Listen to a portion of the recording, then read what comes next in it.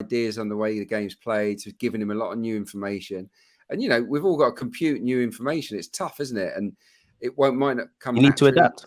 Yeah, it might not come naturally to him for a few weeks. So, yeah, be patient, but we know he's class. And I think he will take us to the next level, and he'll give us much more stability.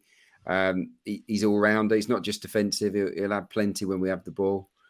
He'll get some goals. So yeah, I can't wait. I can't wait for him to be up to speed and in that red and white shirt. It's going to be brilliant. And like you said there, I think everyone can see, you know, Declan Rice like a ball-winning midfielder. He has physicality. He's got leadership, which, having seen Granit Xhaka leave, we've kind of got a like-for-like replacement in that. Yep. Someone who's been tied down to a 6-year deal at 24, 25. I don't want to overrate him before he's kicked a ball, but I think this is, you know, the closest we are getting to replacing Patrick Vieira, finally, if I'm brutally honest. You kind of vaguely touched on it, and I know he touches on adding goals and assists. What do you think he can bring to his game? Because I think he shows that he can pass the ball forward a lot more than he does, but I think he's going to have to do that a lot more consistently at Arsenal. And I think he could learn from Partey and Jorginho in that regards. Yeah, well, he's going to be playing probably 10 or 20 yards higher up the pitch for a start, because at West Ham, they were so defensive, weren't they? Yeah. But David Moyes, you know, most of the game he spends inside his own half. It's going to be different now because we're going to be in the opposition half. One thing I really noticed about him at West Ham was the way he travelled with the ball. Very good ball carrier. He wants to surge forward. And I think he'll, you know, in those games where you just need a bit of a spark, you need something to get the fans going. He's going to make those charging runs and spark some attacks. So yeah, I think he can play that box to box role. He can play the 6. I mean, he's a great interceptor, a brilliant interceptor. As the stats suggest. Yeah, miles better than anyone we've had. And he's good on those press situations as well. So, you know, we know where the guy's going to go, and Jesus, and they're going to press from the front. And now we've got an added layer. But what he does, and we saw it for that penalty that he helped to win against us in that nightmare draw at West Ham. Yeah, we're Partey jumps it occasionally, does it? Occasionally, he just pops up and he goes, bang, I'm going. And when he goes, he's very, very good at winning the ball. So yeah, I can't see how it's going to go wrong for him. He's going to be a monster for us. And I mean, he's Premier League proven, which I think Arteta has shown. He'll buy a number of players in the Premier League. Certainly, you know, in the Emirates era, we've frequently bought Premier League players to mixed success. What do you make of the departure of Granit Xhaka then? Fair enough. Like, if he wanted to go, he goes with our blessing. Like, I'm pleased that he went on a high. It was a great high, wasn't it? That Wolves game. Definitely from when he was about to leave, when Arteta walked in, 100%. Yeah, exactly. So no, I think it was a great redemption story. I love the fact that the fans really bought into him and his personality. He had a great season. But look, sometimes you've got to let good players go to bring in younger models. Fresher blood, yeah. That's all it is. You know, we didn't want to have too many 30-somethings in the squad. He was up for moving back to Germany. I think it's a win-win. It's a win for him, and it's a win for us because we get to bring in a Havertz, bring in a Rice that can play in those positions, and I don't think we're weaker. So yeah, no, wish him well. Yeah, he's had a great career with Arsenal. Do you think we have enough options in midfield then? Or could we do with another one? Yeah, I think we want one more. Who plays if Ødegaard's injured? You know, for this a start, is it. I think we could potentially go in for someone else. I mean, Trossard could, Smith Rowe could, you know, Havertz could switch over to that side, I suppose. Even although Rice, I think, is better on the left. I think, yeah, maybe another body. If Partey stays, and it looks like he's going to stay now, then we probably don't need Lavia, which is why I think he's being heavily linked with Liverpool now. If Partey had gone, I think we would have gone big on Lavia. But look, if we've got Jorginho, we've got Partey, and we've got Rice. That's 3 good ones. And the luxury of El Nene if required, and worst comes to worst. Exactly. We've got loads of players that can play left side box to box. It's just the right, isn't it? I think Smith Rowe might get some games there. Vieira, yeah, he looked good off the bench in them roles in the last couple of games, really. Yeah, but yeah, maybe a proper box-to-box guy. I mean, we were linked with someone like Gundogan, weren't we, for example? You know, that would have been lovely if we got that over the line, man. But if there's a younger Gundogan model out there, I can't think off the top of my head. Neither can I. we might be in for them, but we probably shouldn't get too greedy. But yeah, look, it's going to be interesting. I don't think maybe one more body in midfield, but I don't know if it'll be the priority for Arteta. I mean, we've spoken about Havertz and Rice. What have you made of our third summer edition, Mr. Timber? Yeah, I like him. Yeah, I mean, it's early days, but he showed he could play left back, didn't he, the other day? That was good. Pretty solid. Travels well with the ball. You know, I looked when he signed. I did some analysis pieces on him. I mean, he can play in those central midfield areas. He plays centre half, right back, left back.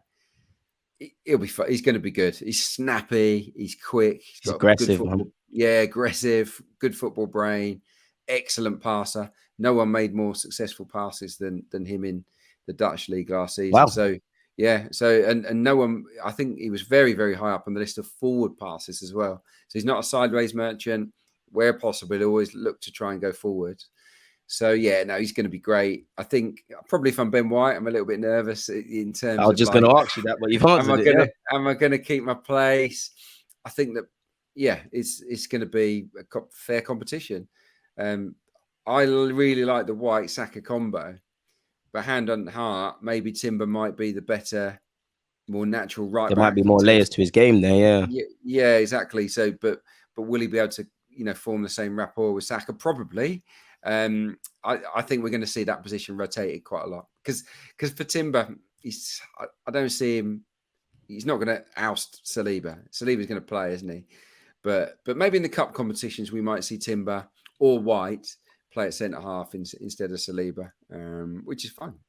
As you said earlier, I mean, a big reason as to why our season kind of didn't end the way we dreamed of is because of injuries. And for me, I can't praise Arteta, Edu, and everyone involved enough because now we've got some great options. If Tomiyasu can stay fit, can play across the back three, Timber showed he can do it. Kyrgios actually showed. It seems like Arteta is just testing out everyone who can play left back. Yeah, it's crazy. It's absolutely crazy. Zinchenko's played no part, but he's there. I wouldn't want to see Rice at centre back, but God forbid if worse came to worse and our bodies are gone, we could do that. And also, it could be like we could somewhat mimic City in the sense of they've got real good 1v1 defenders. When you've got Diaz, when you've got Ake, when you've got missing out someone, Akanji, when you've got Kyle Walker, and the added layer of John Stones in that midfield role, and that would kind of be our Rice.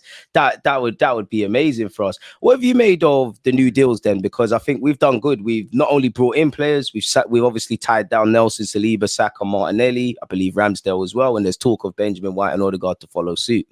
Yeah, well, yeah, great. It's just great. I mean, why would you want to leave though? I mean, it's just, exactly. It's just starting to get good, isn't it? So I'm not surprised at all that the guys want to stay. We can't kid ourselves. Like, there's some major clubs that are going to want our players. Like, could you imagine if we tried to buy these players from other clubs? We wouldn't have no money in the bank. Exactly. So we've got some great assets. Obviously, the most valuable club side in the world, according to some experts, which is brilliant. Because we certainly haven't spent the most money. Exactly. So we're making nice profits, but we don't want to lose any of them. And we've got their best years ahead of them.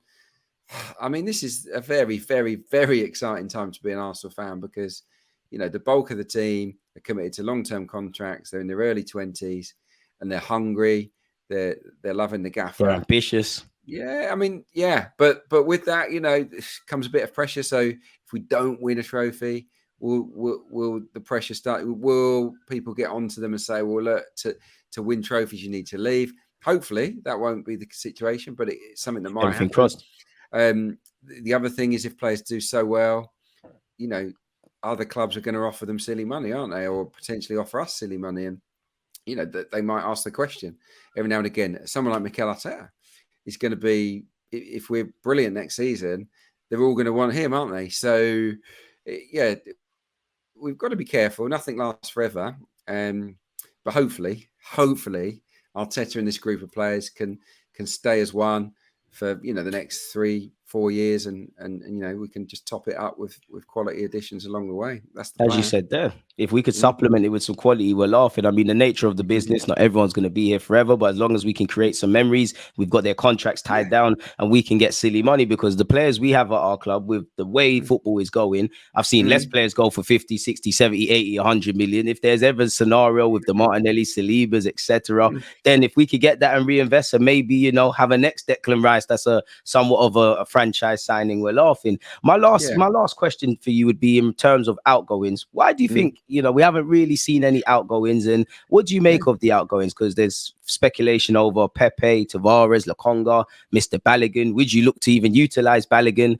Yeah, it's a tough, isn't it? I don't know. I don't know why they've not been sold yet, some of these guys, because I think it's clear that a few are going to be sold. Obviously, maybe we're in a position where we're driving a harder bargain, you know, which we're more than entitled to do, of course. I think we will see some players go. I mean, I suppose there's no panic for us if we lost a few of the names you mentioned by the end of the transfer they're window. on the fringes anyways. Yeah, it's not going to impact the first team that much. The big one is the striker, isn't it? I think you know, for Eddie's on a long-term contract and has done very well when he's been available, but how many opportunities is he going to get this season? That's the big question mark. And how much is he going to progress with those lack of minutes, really and truly? Not to criticize Arteta, because there's better players in front of him. Exactly, but we've got trust. You know, if Jesus isn't available, what do we think he'll do? Will it be Eddie, or would it be Havertz, or would it be a Trossard instead? I tend to think it might be Trossard, Havertz, and then Eddie, but that might not be the case. I'm just guessing. And with Balogun, you know, he's in a similar boat to Eddie. I think one of them will be sold for sure. Don't know who it's going to be. Probably Balogun, because of the value. He's obviously probably got a bit more value in the transfer market. Got caps by America now as well and whatnot. Yeah, exactly. By what happened last season for him in France. So, and he doesn't seem like he'd be that happy being on the bench. Yeah. So I think he probably will go. But if he goes, I mean, there's a scenario where both could go, of course. You could argue for their own careers that they might need to. They both should be number one somewhere.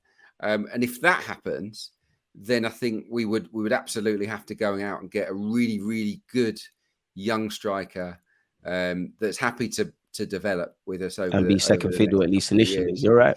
Yeah, so that might be what happens, because they're, you know, I remember when I left Arsenal, Arsene Wenger sort of said, "Look, you're 22, you're not really in my plans for the first team this season, so you need football. You're 22, you need football. Minutes are currency. So, you know, I'm not going to stand in your way of leaving." And you look at the ages now of Balogun and Eddie, it kind of applies to them a little bit. Whereas a 18, 19, 20-year-old is going to be happy and okay just to be in and around in the mix.